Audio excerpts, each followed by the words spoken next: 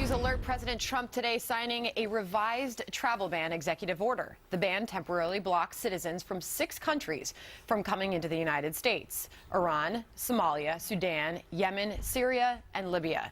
It excludes legal permanent residents and moves Iraq off the 90-day visa ban, but provides enhanced screening for some people.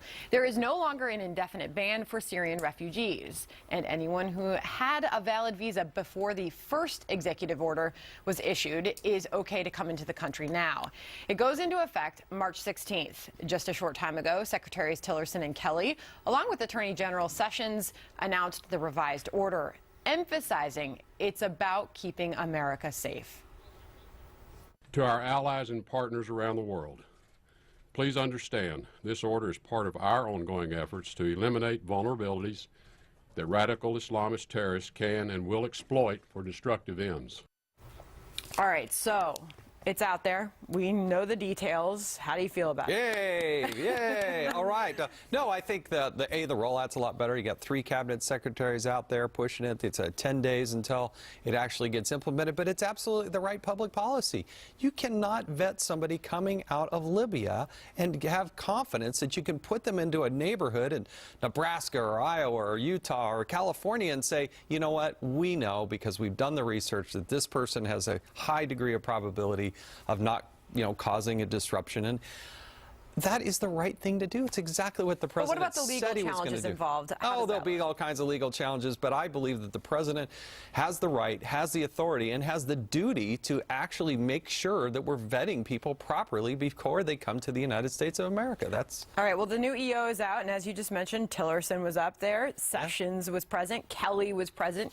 10 days to roll. Is this going to look and feel different? Yeah, it definitely has a different perceptual feel than the first one, because the first one felt hasty and somewhat arbitrary and I think too broad, and it gave way too much ammunition to the left, which was in full protest mode still.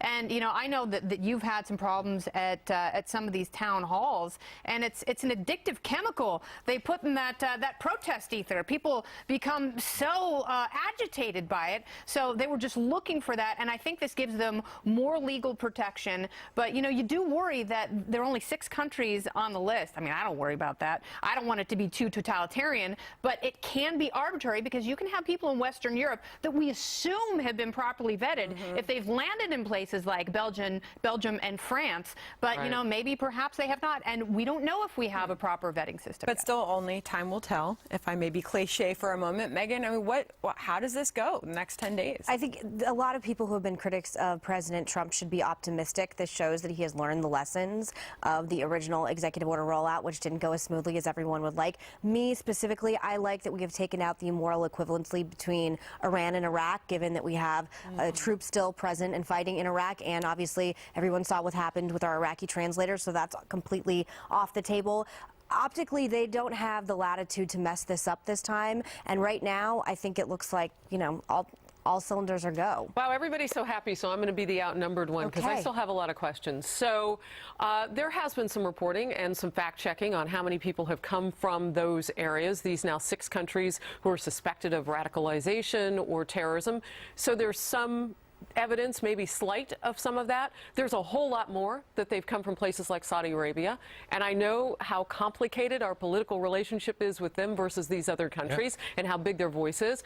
We had a lot of people get on planes and other vehicles to come here to kill us. Why isn't Saudi Arabia even hinted at as being on this list? Look, you can look at Saudi Arabia, you could also look at Pakistan. Okay, let's look at them. Why are they not on this list? Well, again, I still think they're going to, the mechanism, though, to do that vetting in those countries is stronger than, say, it is in Libya. Feel good about that after 9/11? Well, trust them? Nobody feels good about that and what happened in 9/11. Of course not. But they have a very difficult job to go out and vet all of these people. But to highlight these 6 countries, which were highlighted in the Obama administration, is problematic too.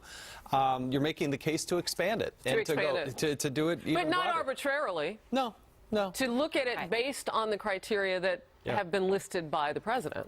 Well, and you got to look at something like 300 people that have come in as refugees that are supposedly being looked at by the Department of Justice. So It's a very difficult job, but I think the rollout and what they're doing here and these 6 countries. It's different, but yeah. I think you ask a very valid question about Saudi Arabia, and also I would add on to that Pakistan. All right, we'll leave it there. Meanwhile, the mainstream media reacting with alarm to President Trump's claims the previous administration spied on his campaign, treating the idea as absurd.